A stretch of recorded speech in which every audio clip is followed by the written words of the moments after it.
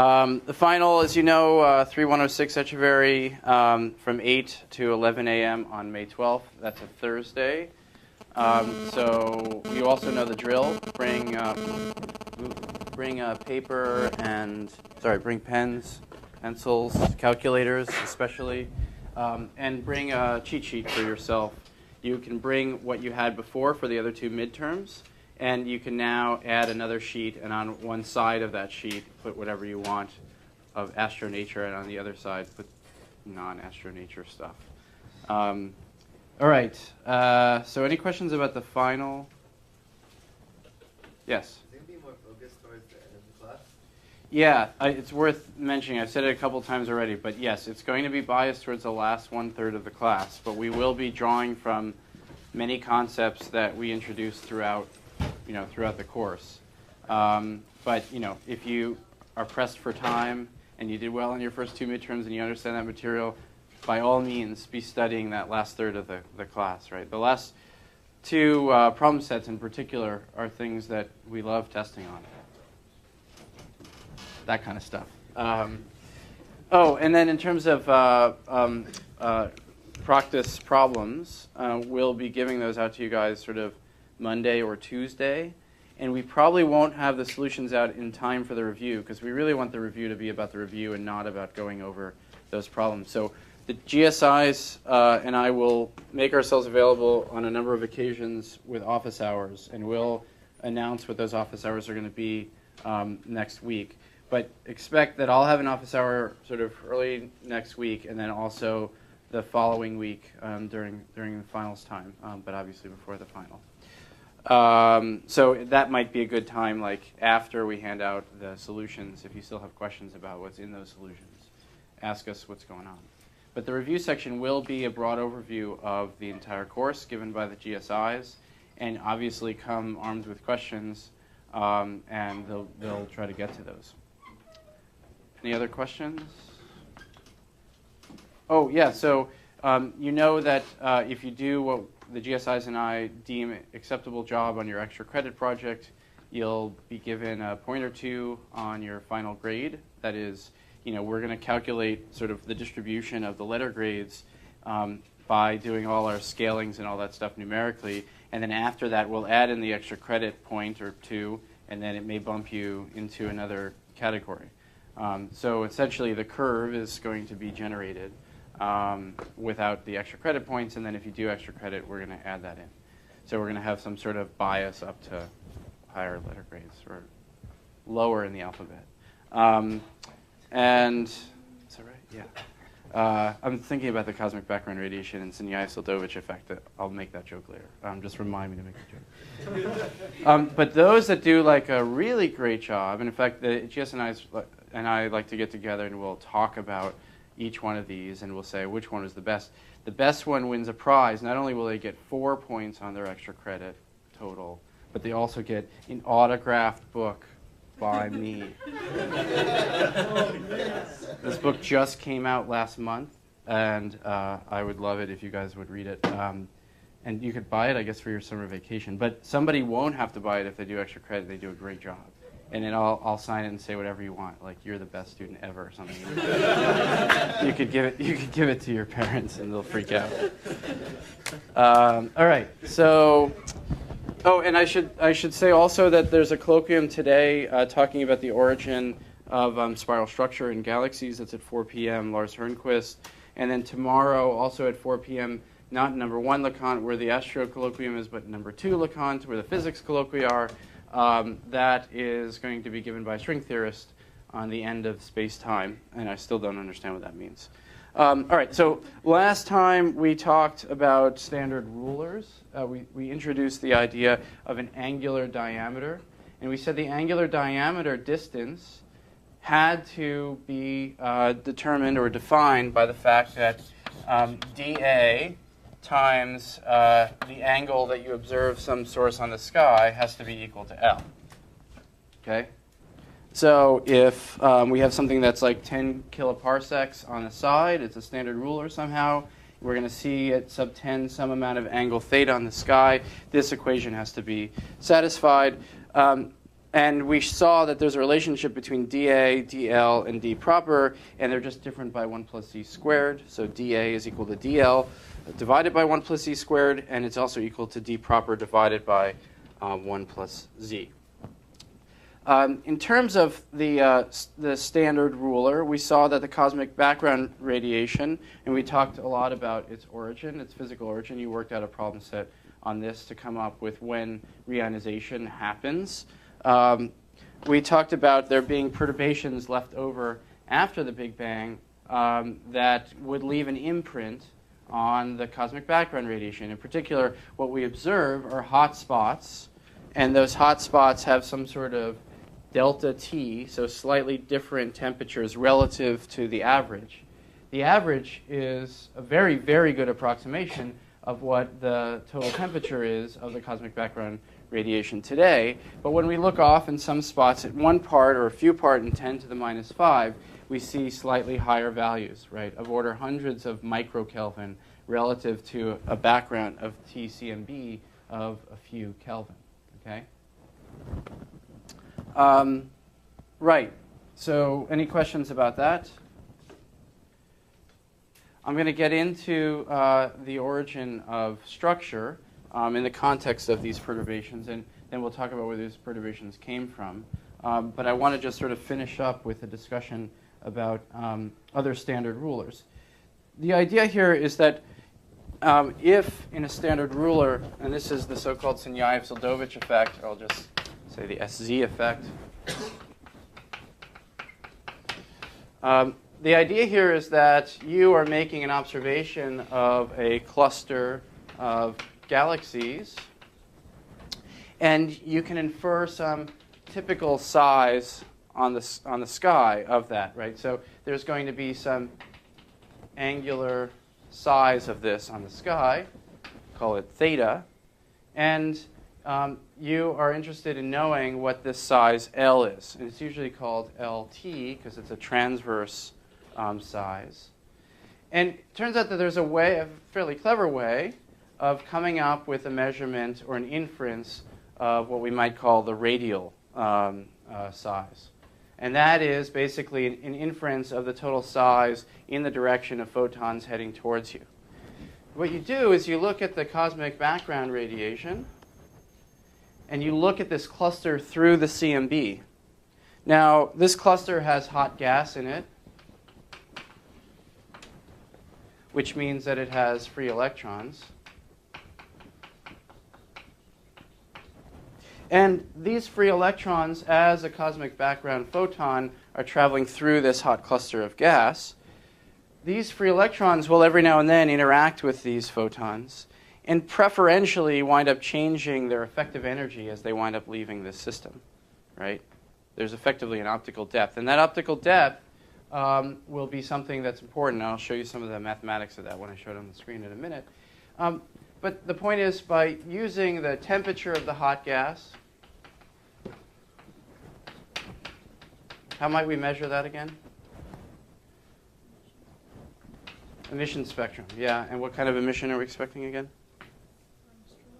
Bremsstrahlin radiation. So we get a spectrum of this, say, with an X-ray telescope, the Chandra X-ray telescope, for instance.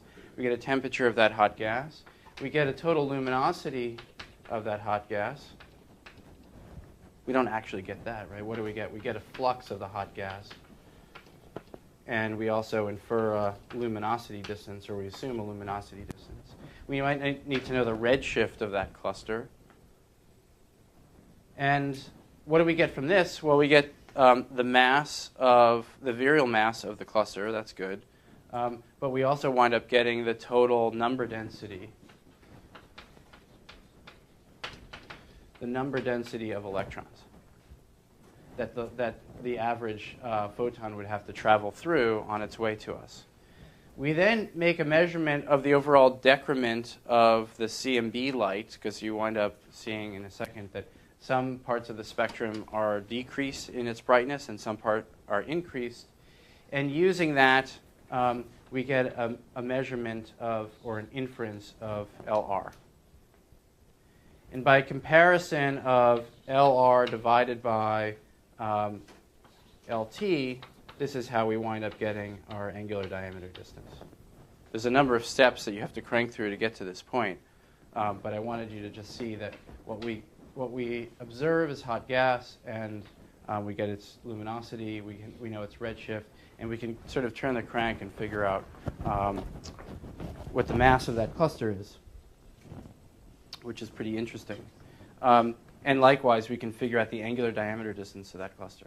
All right, so this is a bit complicated, but let me just sort of step you through it. On the left-hand side, you see X-ray images. So these are essentially taking the Chandra X-ray telescope and looking at X-ray clusters, and reconstructed distributions of the temperature as a function of position. And this is position in Archimedes or something. So this is sort of a model for the cluster.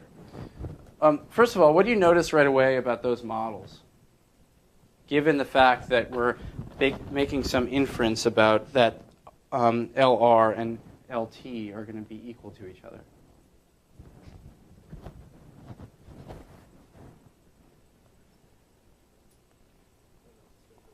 They're not spherical.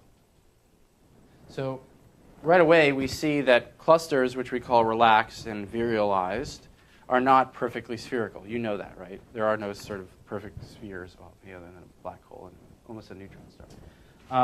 But on large scales, that's not true. So this sort of requirement that LR is equal to LT for us to make this inference, as we'll see, turns out to be incorrect. Okay, so here's what we see as the cosmic background radiation. That's in the dashed line, and this is as a function of frequency. And what kind of curve is this again, that dashed line? It's a black body. But what you notice is that some of these photons basically all the photons wind up getting boosted to higher energies.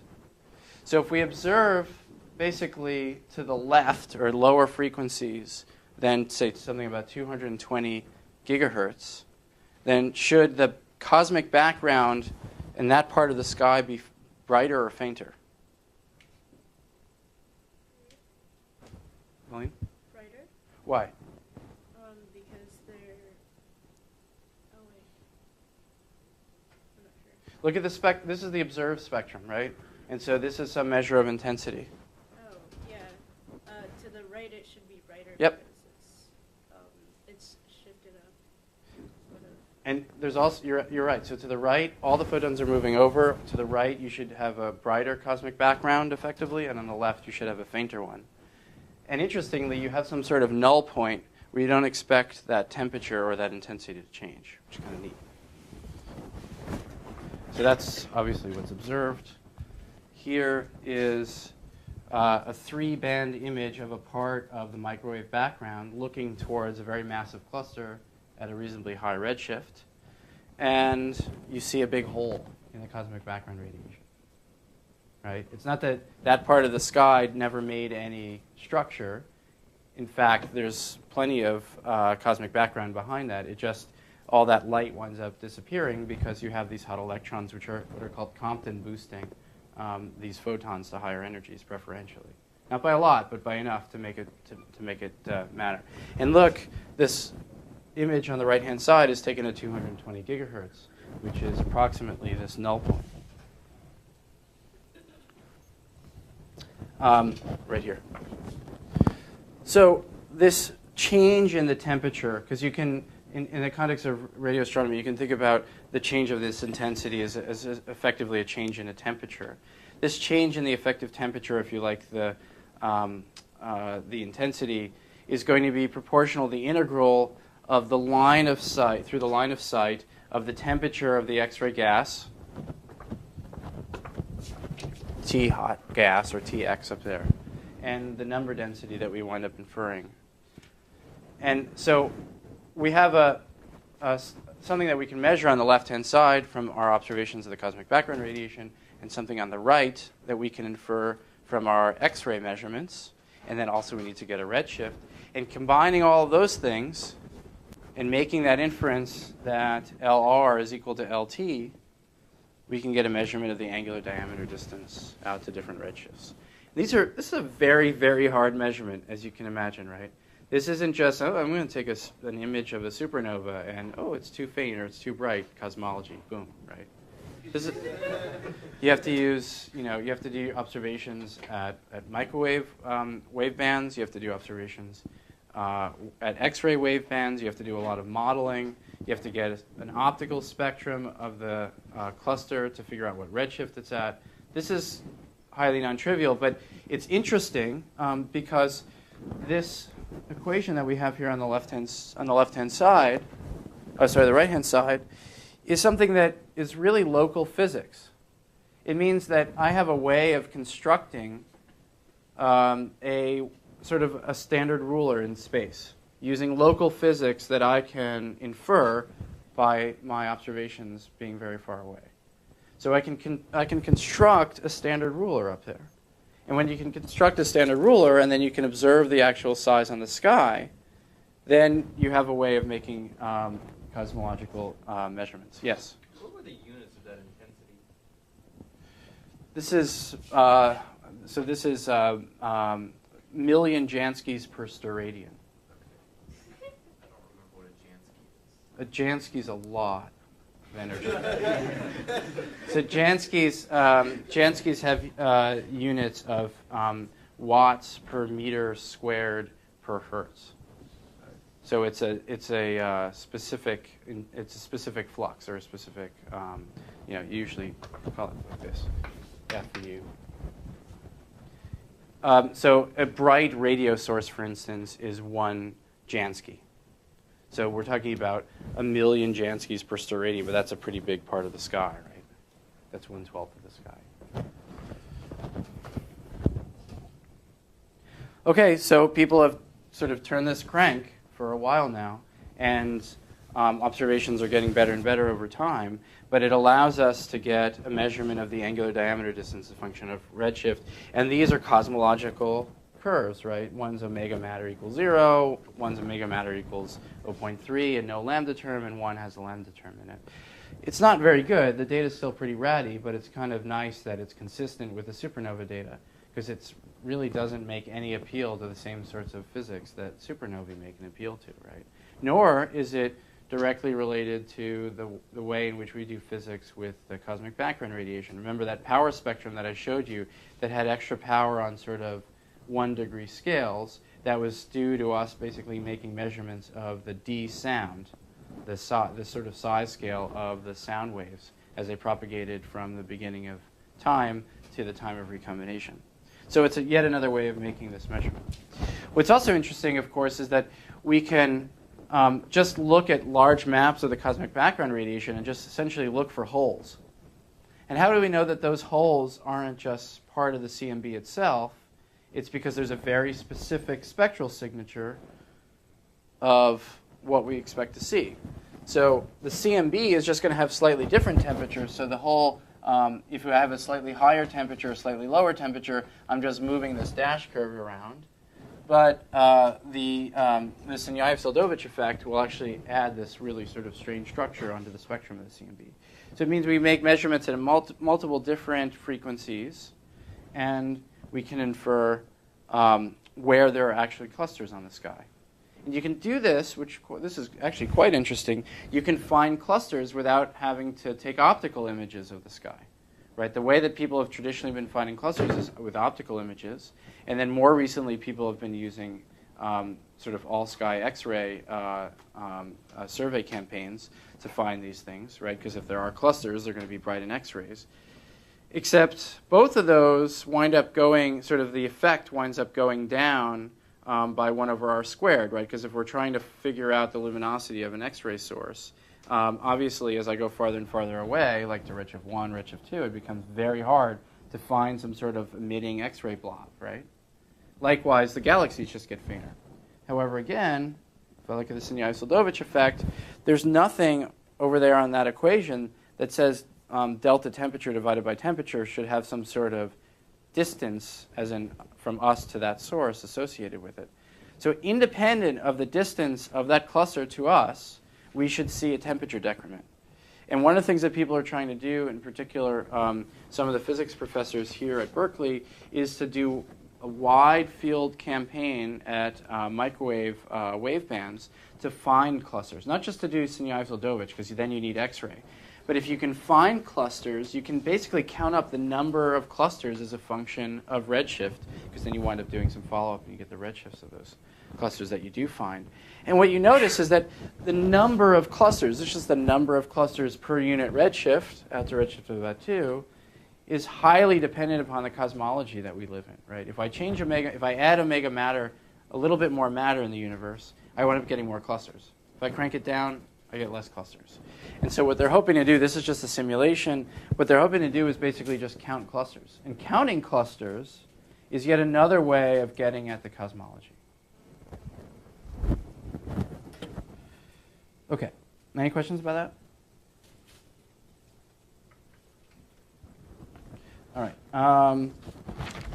So I want to talk now about structure and structure formation, the origin of structure.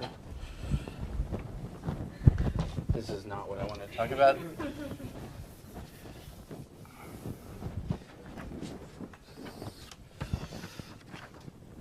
One of the things to recognize, I think this came up in a question that somebody had last time, is that in a matter-dominated universe, which we said was kind of an appropriate regime to be in when we talked about the universe at the time of recombination, the density of matter goes like r to the minus 3. You know that already, which is temperature to the minus 3. So as, temperature to the plus 3. So as I wind up decreasing the temperature, I wind up effectively, because we know there's an inverse relationship between R and T, I wind up effectively also decreasing you could think of it as a mass density, but it could also be the energy density of matter. Okay, so now if I want to know what some sort of perturbation is, delta P is, delta rho, this is 3T times T squared times whatever perturbation I have in temperature. Again, this is in a matter-dominated universe. So if I want to know what delta rho divided by rho is, that's just 3T squared delta T divided by T cubed. And this is just 3 delta T divided by T. Remember, at the time of recombination, this is true at all redshifts, but at the time of recombination, this is something I can actually measure from the cosmic background radiation. We said at the beginning of class, or we said at the end of last class, this is 3 times 10 to the minus 5. So 3 times 3, as you've learned in this class, is 10. So delta rho divided by rho is basically 10 to the minus 4. So at the time of recombination, our measurements of the CMB, looking at changes of the temperature in different patches of the sky, tell us that the typical sort of changes of density of matter in different patches of the sky, first of all, is linearly related to that temperature, right? So if I have a slightly higher temperature, it's also associated with a slightly higher mass density. But we know that those changes are there at 10 to the minus 4, right? And we talked about also at the very end of class last time that the sort of delta rho divided by rho today,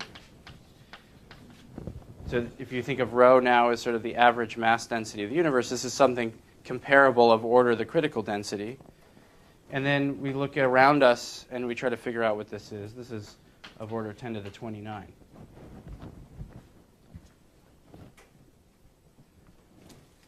So we have regions of space that are much, much higher density than the other regions of space around us, the average region of space.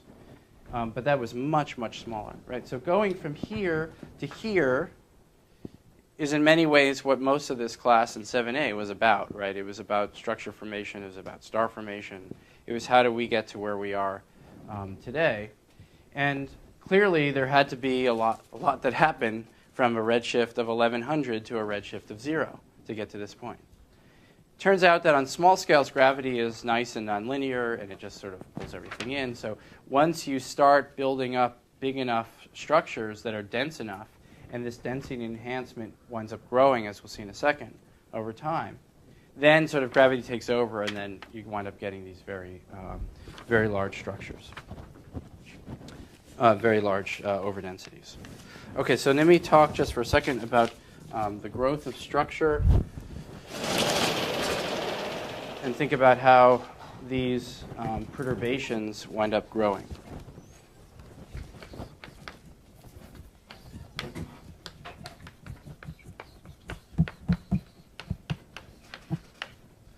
So think now about this early universe. Think about the time of recombination, and the photons are saying goodbye to the ordinary matter, to the baryons. And before that, they were coupled in this sort of ionized soup. Now the photons free stream out, and now the mass is saying, oh, look, I'm in an overdense region. I'm going to be very happy to collapse or start my collapse process, right? So you might think of this in a very cartoonish way of having some average density of the universe, and then you have some other patch in some other part of the universe that has some other density. And we'll just say that rho prime is greater than rho. We want to know how this number winds up growing relative to this number. What's happening in this universe? So this is our flat universe.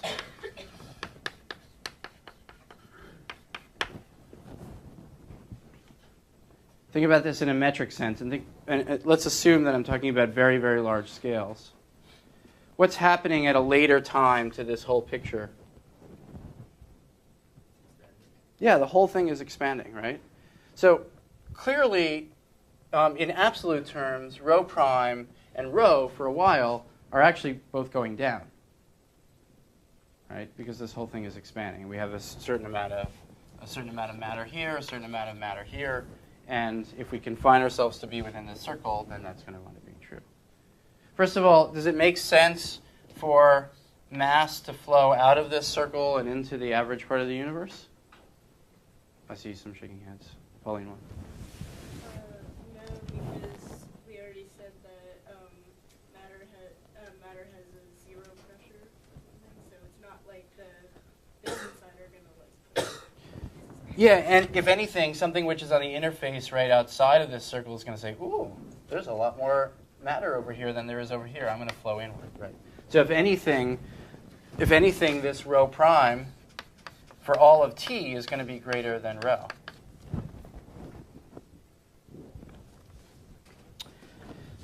And the way we think about this is that each patch of rho prime will develop independent of the rest of the universe. It's as if it's got its own sort of universe here, which is deciding whether it's going to expand or collapse based on how much matter it has. In the rho prime frame region, we're going to have some h prime squared, Hubble constant squared, r minus 8 pi 3 g rho prime r squared is equal to minus kc squared. Again, we're just assuming this is matter dominated. And likewise, in the rho frame, we're going to have some h squared r squared minus 8 pi over 3 g rho r squared minus kc squared. Now, in principle, these r's are going to be slightly different than each other, and that's sort of the thing that we want to see how they scale with r. But everyone agrees that if I have a different density, the dynamics of the universe in this local patch is going to be slightly different than the dynamics of the universe in that patch right there. So when we talk about delta rho divided by rho, so we want to see now how this perturbation grows. This is rho prime minus rho divided by rho. And we can plug this in here. We get 3 kc squared divided by 8 pi g rho r squared. And in in a radiation-dominated universe, now if we want to put in not matter, but we want to put in just sort of radiation, we know that rho of t is going to go like r to the minus 4. So r is going to go like t to the 1/2. We showed that before. This is radiation-dominated.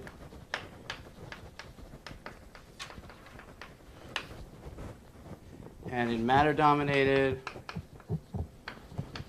rho of t goes like r to the minus 3. So what you notice here is that I have rho times r squared. And so if I want to see how rho times r squared goes in a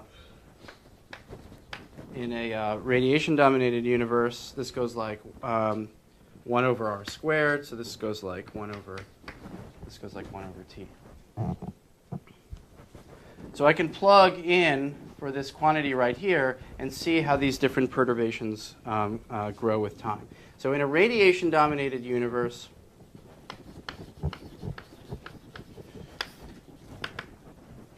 these perturbations, delta rho divided by rho, are going to equal some delta rho divided by rho initial, t divided by t initial. Just grows linearly. In a matter-dominated universe, I get a similar thing, which is delta rho divided by rho initial, t divided by t initial to the 2/3 power. All of this to say is that in both a radiation-dominated and a matter-dominated universe, if I have a perturbation at some time t initial, which we could call time recombination if we're thinking about a matter-dominated universe after recombination, we want to see how those perturbations grow. We now know that, in a sense, we can think of this just in a cosmological way of this rho prime region separating away from this rho region. It's sort of doing its own thing. And that enhancement is going to wind up growing in time, right? So if I start off at something like 300,000 years after the Big Bang, and I play the movie forward by another order of magnitude in time, I can wind up calculating now what the density enhancement is. Eventually you get to density enhancements of order unity, and then gravity becomes truly nonlinear, and you wind up sort of breaking away from this cosmological way of thinking about structure formation to all the sort of gastrophysics stuff that we've been worrying about throughout this course. Yes? In a radiation-dominated universe, when the particles are massless, why do they still fall? Well, so if there's an overdensity, if you just had radiation, right, and you didn't have matter, you would have hot spots and cold spots, right? Because you have perturbations from early times in the universe, and those perturbations wind up also growing from the early time of the universe. So if I start off with a tiny perturbation and the universe just it starts expanding and that perturbation grows, right, it can move as fast as c divided by square root of 3 in that plasma. And it doesn't matter whether it's pure energy or relativistic particles like electrons and protons. Sound travels at that very high speed through that space. So even though the universe is expanding, these perturbations wind up growing. So you wind up getting large patches. Well, these aren't that big physically, but they're large enough patches that you can wind up sort of staying hot and staying cold. And if you want to think about hot and cold in the context of a little bit more energy density here and a little less energy density there, which is fine, you can just divide that by c squared, and there you've got your matter equivalent density, right? So we're basically making an appeal to what dominates the universe at that time, and here we think of this as the matter density equivalent of the radiation, right? So just to make it clear, I'm talking about in a radiation-dominated universe. What do I talk about when I talk about rho? This is basically the energy density of the universe. Think of it as what we now think of as the black body, but it's related to the average temperature of the universe at that time, divided by c squared.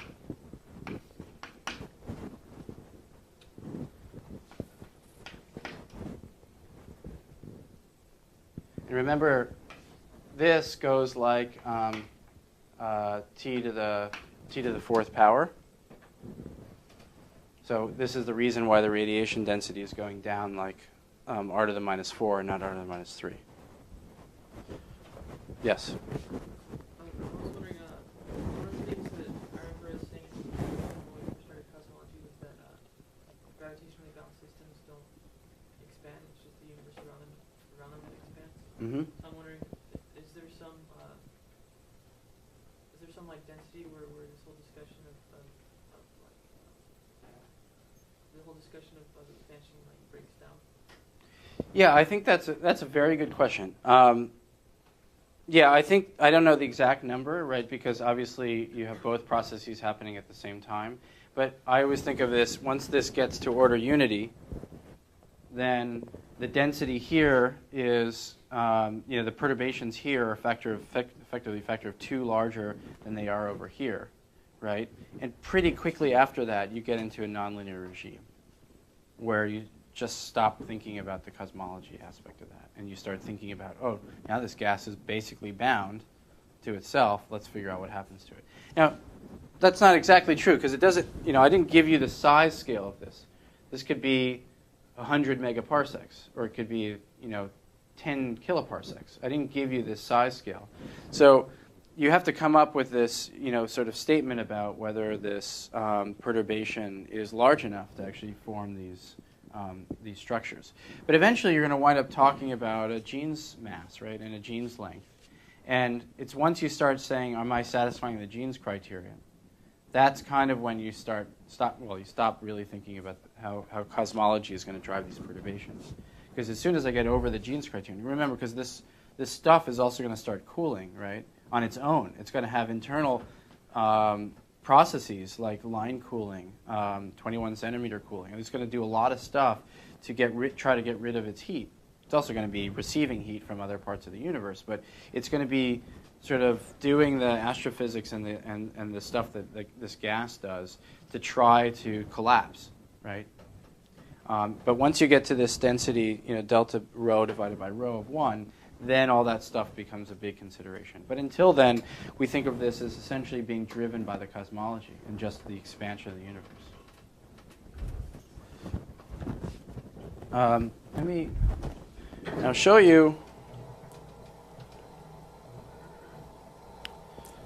how this structure grows and actually doesn't grow at early times. If I look at ourselves at very, very early times, 1 second after the Big Bang, we know that dark matter and normal matter are not in equal proportion to each other in terms of the density, right? So dark matter dominates, you know that already. Normal matter, as we'll see in about 15 minutes from now, is sort of all starting to be created around 1 second, and from 1 second to about 1,000 seconds, all the baryons in the universe are created. So this is an appropriate time to look at. But what do we know about normal matter? This normal matter is highly coupled to the photons, and the photons are hot, right? So this is why we have this plasma. If I have slightly higher density of matter, I'm going to be a little bit hotter, and I'm going to essentially wash those perturbations out. Any perturbations that are there, gravitational perturbations in this very early time in the universe, however, might not be felt by the normal matter, but the dark matter says, I don't care what you say to me, radiation. I'm going to do whatever I want. And the dark matter is quite happy to follow along this perturbation, which basically grows linearly with time in this early history of the universe. So as I get to 1,000 years after the Big Bang, any initial inhomogeneities in the overall temperature of the universe, right? Because at that time, you're just not even talking about matter at very, very early times. You're just talking about energy density. Any of those inhomogeneities wind up being felt by and sort of magnified by the dark matter. And yet, look what happens to the normal matter. The normal matter would love to flow into these overdensities where the dark matter is, but the photons say, no, you are not allowed to do that. They start flowing in, and then they wind up getting hotter. It produces more photons, which basically transports the heat out of that perturbation. But the dark matter is quite happy to do this. So at the time of recombination, what happens is the dark matter has grown its perturbations as large as it wants to be, as large as it can. And all of a sudden, the ordinary matter decouples from the photons. It says, oh, there's a big potential well over there. I'm going to go there. Right? The structure in the universe that we have today wouldn't be nearly as nonlinear as it is without the presence of dark matter. You actually need, in the universe that we live in, some matter which is capable of being essentially decoupled from radiation very early on. And if it's not, those perturbations don't grow as fast as they do now.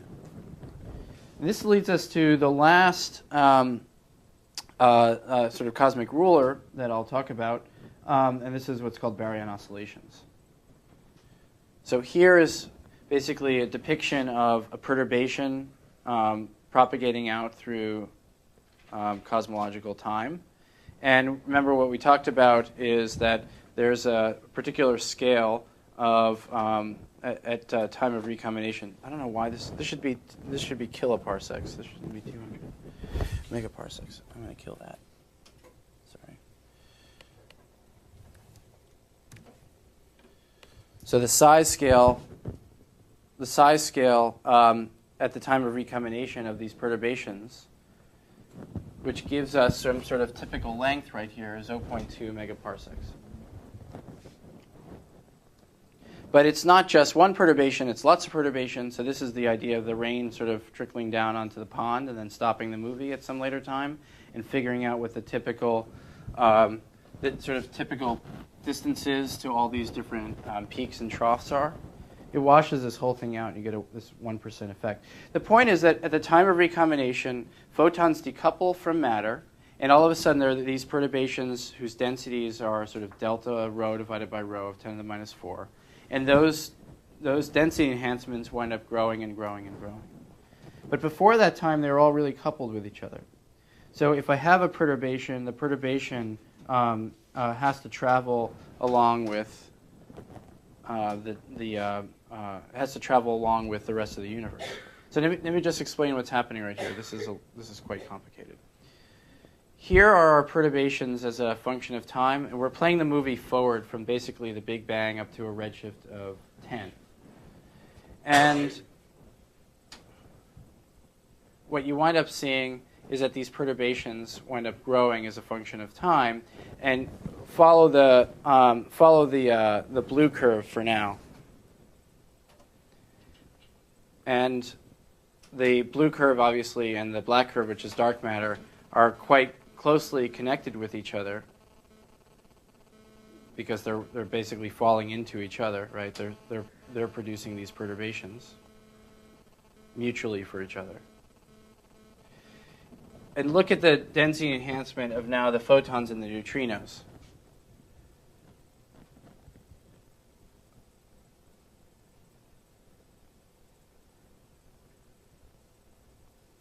Those get washed out over time, right? Because you just have these relativistic particles which are just free streaming out and sort of taking themselves out of, just basically getting themselves into a very happy state where they're not actually clumped up in one region of space.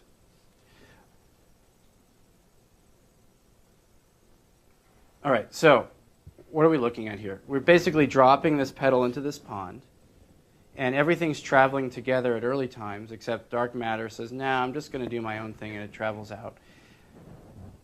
Until that time, the photons and the matter are highly coupled with each other. So look at the blue curve and the red curve at the very beginning. Blue curve and red curve are right on top of each other. And then matter decouples, boom. Right, so the photons free stream out, and the matter is now feeling this perturbation that was actually there before because of the dark matter. what does that mean? all of this, right? This is just a simulation, of course, looking at one perturbation in a sort of expanding universe. What this means is that the Big Bang had these perturbations that left this imprint of some size scale at the time of recombination of something of order 0.2 megaparsecs. And that is the origin of this bump that we see in the CMB spectrum at about 1 degree. Okay? However, those perturbations wind up continuing to grow. So the universe basically leaves this imprint of this sort of very specialized scale, and then the universe winds up growing from there. And so you wind up sort of having this sort of typical scale when the universe is small, and then the universe winds up expanding. And what it means is that if I have a hot spot in the CMB over here, all I have to do is walk by 0.2 megaparsecs at the time of recombination, and I'm much more probable of having a hot spot. Now, if I have a galaxy cluster right here at later times, that galaxy cluster probably formed because I had density enhancements earlier on, right? Now all I have to do is walk a distance, a preferential distance, in this case at redshift of 10, it would be of 150 megaparsecs because the size scale has grown. And I have a higher probability of finding a galaxy cluster. So that means that if I look off at the universe and I count galaxies, and I count the locations of where those galaxies are, the imprint of the Big Bang is actually left in the distribution of those galaxies. This is what's called baryon oscillations. It's a kind of a weird name, but it's basically saying that I have imprints of density enhancements which wind up basically growing, and those relics are observed today. Remember how we talked about when we introduced cosmology the idea that the universe was homogeneous and isotropic? And I said this was true on sort of 100 megaparsec scales. It turns out that that's not exactly true. It turns out that if I stand somewhere in the universe and I walk by 150 megaparsecs, I have a higher probability of being on top of another galaxy cluster. And if I go another 150 megaparsecs, I have another higher probability of being on top of a galaxy cluster. And by counting the number of galaxies as a function of distance, this is what's called a correlation function, you can get a very good constraint on omega matter times the Hubble constant squared. But think about that. And this is one of the great results from the Sloan Digital Sky Survey, where they saw a density enhancement on these scales right here. And this is, at this case, a redshift of a sort of typical redshift of 0.3. And so that little bump right there is telling us that our assumption that the universe is homogeneous on 100 megaparsec scales is actually wrong. There's actually a little bit of extra power there.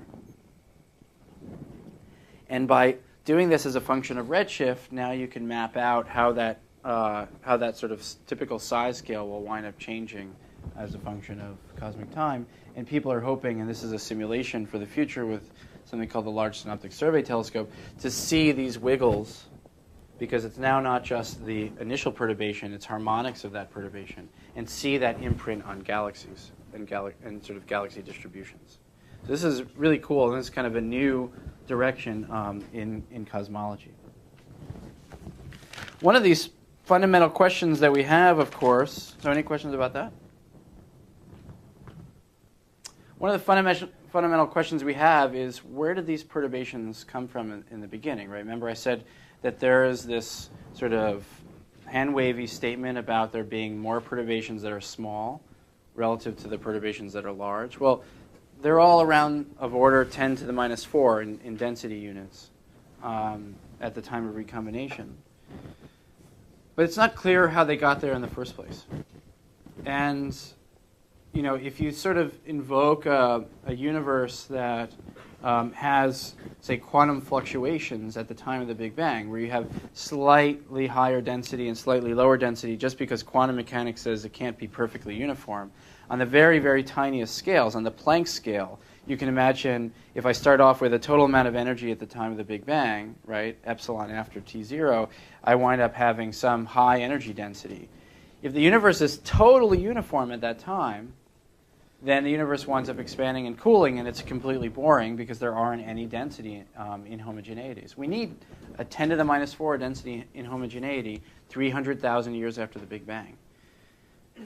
And so it's unclear how to do this from sort of a standard picture of a Big Bang. Instead, what people like to invoke is this idea that quantum fluctuations, which were there at sort of the very, very moments of the creation of space-time, got amplified. So the Planck length essentially got amplified to large enough scales that they could be observable on cosmological scales at times of 300,000 years after the Big Bang. So you have to go from Planck scales, I forget the number, 10 to the minus 34 meters or something, to something of order, a megaparsec over the time of just 300,000 years.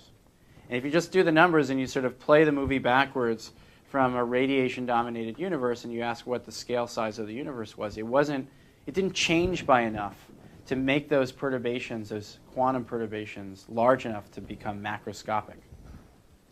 And this is one of the many reasons that people have invoked the need for something called inflation. The idea that you have perturbations at early times in the universe, which are very tiny, but then the universe says, I'm going to expand exponentially for the next 10 to the minus 34 seconds, and then I'm going to be much larger than I would have been if I just didn't have this inflationary period. And this sounds like major hocus pocus, right? And it kind of is hocus pocus, but that's okay. We've been doing a lot of hocus pocus in this class. You're all used to that. Inflation, though, yes? But what would cause this inflation? I'll get to that in 18 minutes. The shorter answer is, hey, what causes the cosmological constant not to be zero? Right, good answer. I'll sort of end with some speculation about what it may be, but we think it happens. Let's put it that way. Okay, so we sort of like the idea of an inflationary period because it magnifies the quantum fluctuations that are very easy to make, and you don't have to sort of add new physics to just add quantum fluctuations on Planck scales. Inflation, and this is really just talking about how there's a moment in the history of the universe where R grows exponentially.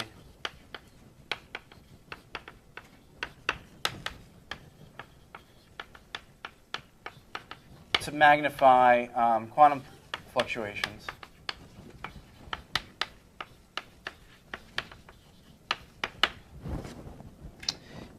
Is more important, actually, in solving some of these other cosmological problems that kind of crop up when you think about a standard Big Bang without inflation.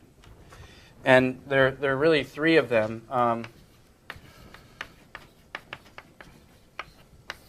One is the so-called horizon problem.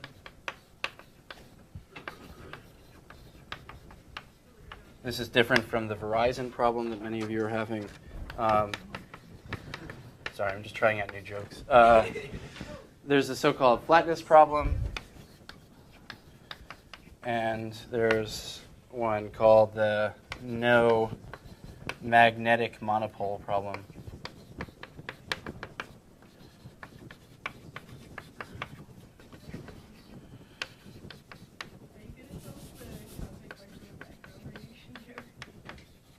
I don't know it. Oh. Oh yeah. Okay, you ready? It's really, really geeky, and it just hit me. Right, that. So think of Compton upscattering as the effect of extra credit on the grade distribution. So this is the grade distribution as it would be before you guys do extra credit, and then you'll all get bumped up by a little bit.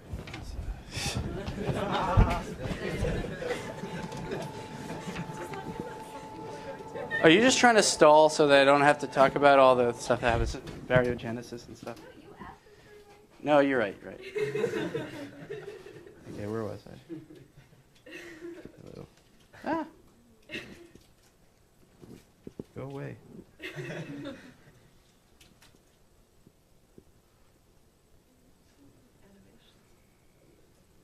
Okay.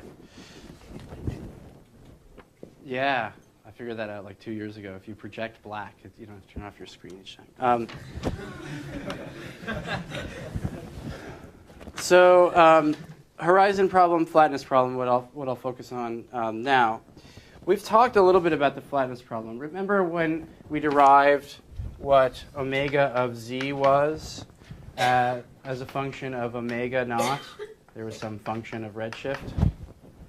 And we said that if omega naught is exactly 1 today, then it was always 1. So we're always at the critical density. Another way to think about it is sort of the opposite of that. And so I'll just recouch what you guys derived already. 1 over omega naught minus 1 is equal to 1 over omega minus 1 times 1 plus z. This is a recouching of this problem that we did before when we were talking about a matter-dominated universe. This is kind of the flatness problem captured in a strange way. It says that if omega at some time wasn't exactly 1 at some higher redshift, then today omega would be vastly different from 1 now, right? So it's kind of the opposite of, or it's kind of a different way of viewing this problem. This is a problem because it turns out that if omega at the time of recombination was 0.009, this is 1.009, then omega today would be 50. So if you have a slightly different universe that's slightly different from flat at early times, today it gets completely magnified. So a tiny, tiny change here gets magnified today, which means that the universe had to be really, really flat at early times just for us to get something which isn't exactly 1 today, or something which is close to 1 today. So the flatness problem is solved by inflation by taking a universe which may or may not be flat, right? So it's got some omega effectively right after the Big Bang, which can be anything it wants. And then you make it so large that you wind up looking at a structure, you wind up looking at in our sort of local volume of the universe, this is now our Hubble, this is our horizon, which we can figure out by knowing the Hubble's constant and knowing the other cosmological parameters. We look inside of that and we say it's very nearly flat, right? So it's taking this soccer ball, which is completely, I should have brought a soccer ball. Here's a soccer ball, and it's not flat at all, right? Topologically, it's not flat. Now make this soccer ball larger by a factor of 10 to the 29, so make it a megaparsec size, and now look at the surface of this soccer ball. Does it look flat to you? Mm-hmm. Yeah. So what inflation does is it says universe can be any sort of shape and topology it wants at early times. If I just make it really big, everyone who lives inside of a small volume of that will wind up seeing the shape be almost exactly flat. So what inflation predicts is that when people get better and better and better and better at measuring omega total, they're basically going to be measuring 1.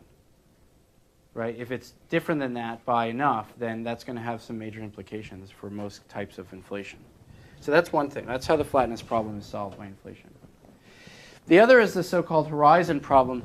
The idea here that here we are looking off at the CMB, and it has the temperature of the CMB of whatever, and we look off to the other side, and it has the temperature of the CMB. From here to here, we are causally connected because there's been enough time in the history of the universe for the CMB photons to get to us from over there and to get to us from over here.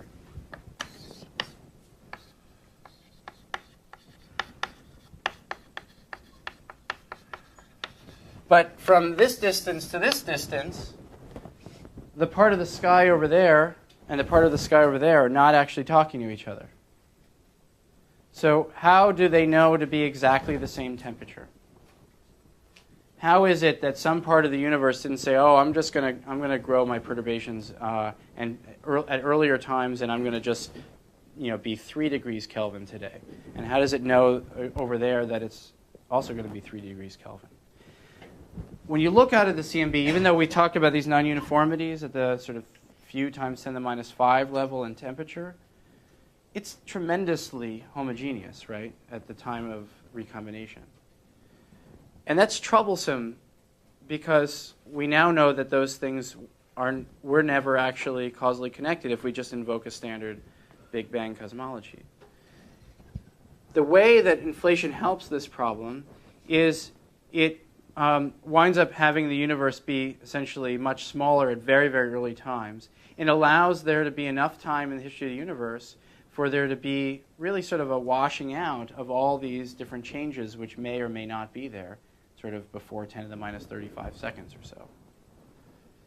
And so big changes, which would have gotten magnified to very large differences in temperature as we would view it today, have some time to sort of work themselves out. That is, most of the universe that we see over there and over there, all of that was actually causally connected at some point. So the reason why they have the same temperature is that they were close enough and there was enough time for essentially information to transfer back and forth. So we had this sort of small ball, if you want to think about it, of plasma. And then the universe grew to very large sizes, and now we look off at this and we say, of course they're the same temperature. Because at early times, they were in equilibrium with each other. So that's how the horizon problem is solved. And this other magnetic monopole thing, there's sort of theories that describe the grand unification of the electroweak theory, the strong and the strong force and the electroweak force. And those wind up predicting that there should be essentially magnets out there which have only a north pole or only a south pole. That's what's a magnetic monopole. In the context of an electron, you can have essentially a single point, and you have your field lines moving out from there.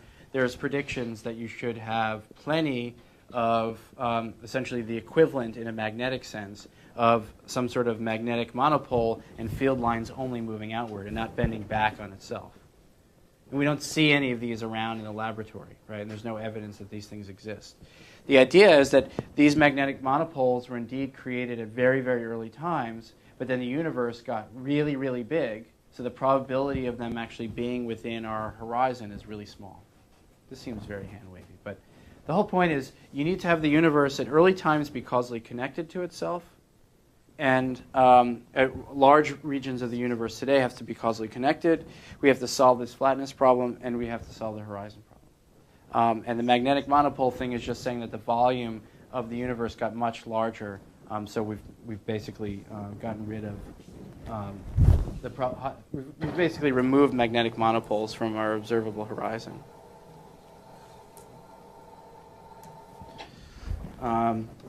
So this idea of inflation was proposed in the early 80s. Linde and Guth are sort of credited with some of the early development of this. And how, yeah, I know, I think Linde also looks really scary. If you see him on the BART, you should get out of the car.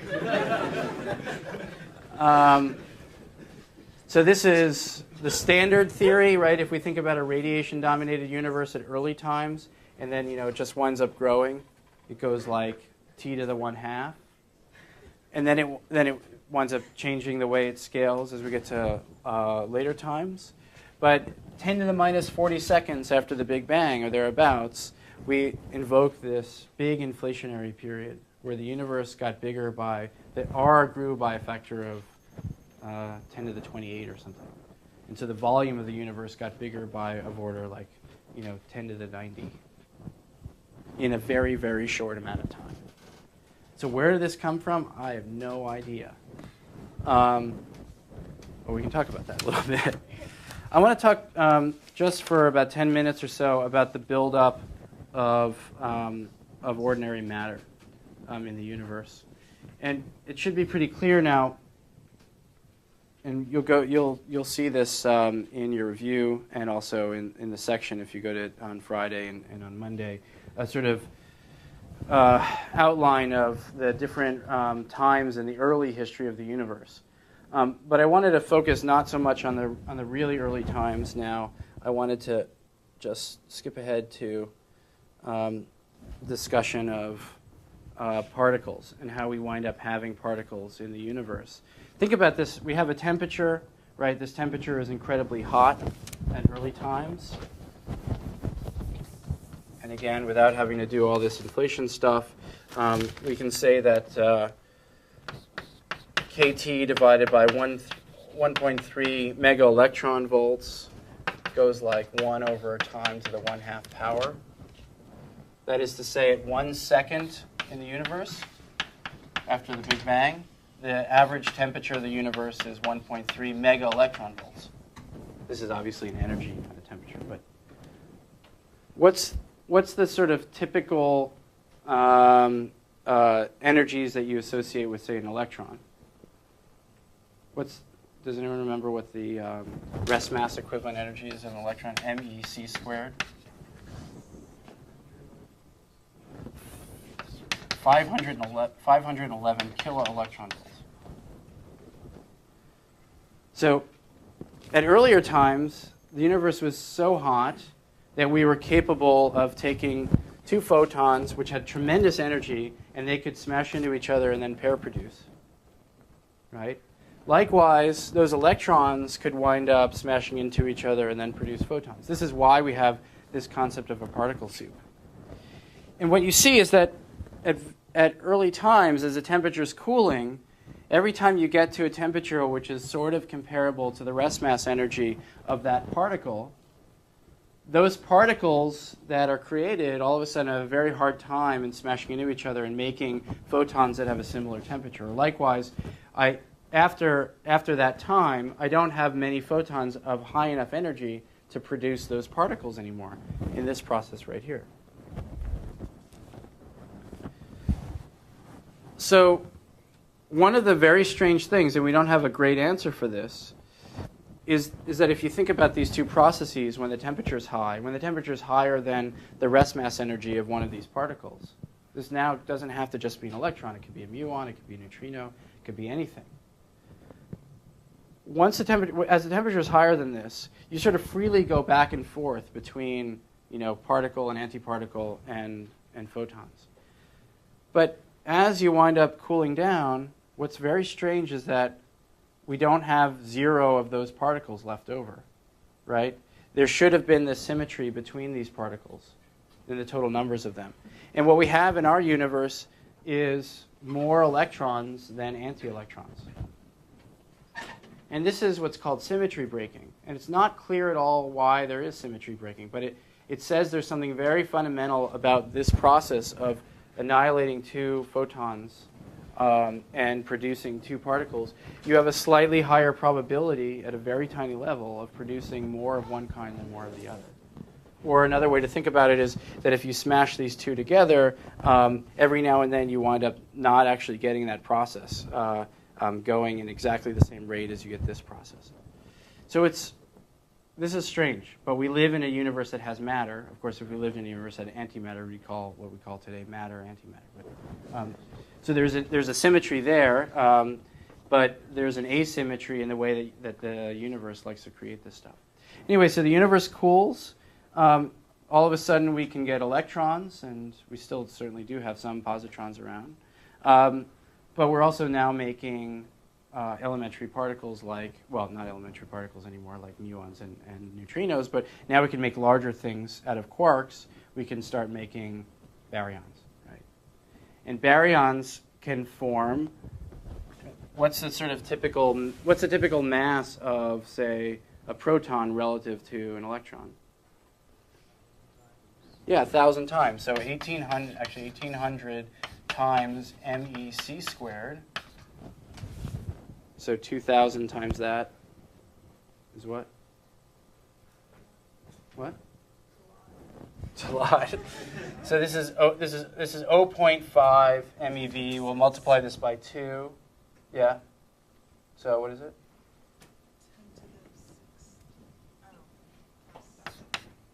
Yeah. So it's 1 giga electron volt. right? It's 10 to the 9. This is almost 10 to the 6. This is almost 10 to the 9. Yeah. So when the universe is about that temperature, right, and we can just figure out what time that was just by taking the square root, basically, we wind up getting the formation of baryons. Now, remember that we said that in the universe we wind up producing not just protons and neutrons, but we also wind up producing helium. And this whole process is called primordial nucleosynthesis. We wind up having a proton and neutron, which wind up merging, releasing a little bit of energy.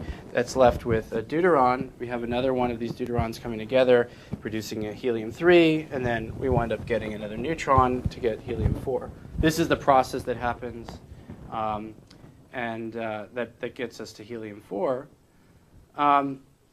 And this happens at a temperature of something like 1 billion degrees Kelvin. One of the things that's important to understand is that it's pretty easy just from looking at this pair production thing and the fact that temperature is cooling down in the universe to get neutrons and protons. What's not so obvious is that neutrons, free neutrons, that is ones that aren't bound in a nucleus, for whatever reason, actually decay on sort of 1,000-second timescales. So if I have a free neutron and it's not part of a nucleus, it just decays, right? This means that if I don't start binding up these neutrons that I just created at whatever time is associated with 1 gigaelectron volt, then the neutrons disappear and then I don't get matter. The other thing is I better basically get to the point where I cool down enough that I can have deuterium sitting around for long enough that I can smash 2 deuterium atoms together. So you have a very small region of time in the history of the universe where you can produce the atoms that we wind up having at the end of the Big Bang. And from 1 second up to 1,000 seconds, what you see, let's look at the free neutrons. This is this black line here. Here's the free neutrons relative to the protons. And you wind up seeing that after about 1,000 seconds, they wind up just decaying down. There's just fewer and fewer of them. However, we have to wait until what's called the deuterium bottleneck to be satisfied, where we make enough deuterium that all of a sudden we can start making lots of helium. And once we start making helium, then we can start doing a little bit more and start making beryllium and lithium and stuff like that. But you see that there's a tiny, tiny region in the history of the universe where I make beryllium. And after that, there's no more time left because the universe is cooled and it's also expanded dramatically. And so the densities are low, and so you don't wind up getting these nucleosynthetic processes happening. One of the great triumphs of the Big Bang theory as a whole is that it makes predictions about nucleosynthesis. It makes predictions about the ratios that we should wind up expecting for different of these different atoms in nature. And people are able to now look at spectra of quasars, and they can figure out the ratio of deuterium to hydrogen, right? So that's this red line. And these are the relative strengths, and what's observed are these quantities right up here. We can, of course, do hydrogen relative to helium, right? Because we can just look at abundances of clouds. But we can also now do this with lithium and helium-3, et cetera. And these are all the observations of all these different abundances. And you see that, obviously you get much less helium, but you can certainly get much less deuterium and even less lithium, down by almost 1 billion times from the abundances of hydrogen. And then you look at a megabaryon times the Hubble constant, and this is what the prediction should be based on our observations of these two quantities today. And what you notice is that they all wind up lining up with the observations. This is one of the ways I said at the very, very beginning when we were talking about black holes, not very beginning. In the middle, we talked about black holes as possible dark matter candidates. And we said, well, the problem with that is that we actually can more or less account for all the baryons in the universe based on our observations of what we can make today. That is, we can look at all the baryons, and they're in the right proportion today as they were at the very beginning of time for these various theories. So this is a great triumph. And it sort of certainly says that we live in a pretty special universe where all these different things had to come together. We had to overcome the deuterium bottleneck, for instance. If we had lived in a different universe where there had been slightly different parameters, people have started thinking about this and wondering what would happen. So you can actually make plots of this fine structure constant versus the strong coupling constant. So you can look at fundamental parameters of what binds things together. And what you notice is that we happen to live in a pretty special space where if the universe had slightly different values from what they are observed to be today, then there'd be these places where we wouldn't have a universe like we have today. We wouldn't have carbon in this yellow area. We wouldn't have compact objects like neutron stars and white dwarfs. And here, this diproton disaster would actually allow basically a helium atom to have no neutrons. So you would allow yourself to have basically 2 protons in an atom, and there then would be a very, very quick conduit to burning up all of the hydrogen into this diproton stuff in stars, so we wouldn't have stars around today. We have to live in this white area for us to actually observe that we live in this white area. And then likewise, you can do some other stuff by changing the mass of the electron versus the mass of the proton, also as a function of the fine structure constant. And you also wind up seeing that we live in a reasonably special space. So this is interesting. We do live in a very special space. We don't understand the origin of inflation. We don't understand the origin of the cosmological constant. And what you wind up seeing is that if you start thinking of this as some sort of vacuum energy that is associated with the energy associated with the Planck scales, there's something really wrong with that idea. The energy density associated with dark matter is just c squared rho of lambda, and this is c squared critical density today times omega of lambda today, and this number is 6.22 times 10 to the minus 10 joules per meter cubed. If we associate an energy with the Planck scale, so we basically have a Planck energy divided by Planck length cubed, that number is 10 to the 114 joules per meter cubed. These numbers are different by 10 to the 120. If we think of dark energy, and perhaps even the thing that drives inflation, as being related to the vacuum, our concept of what the vacuum energy density should be is way, way off. Why this should be down by 10 to the 20 orders of magnitude is a complete mystery.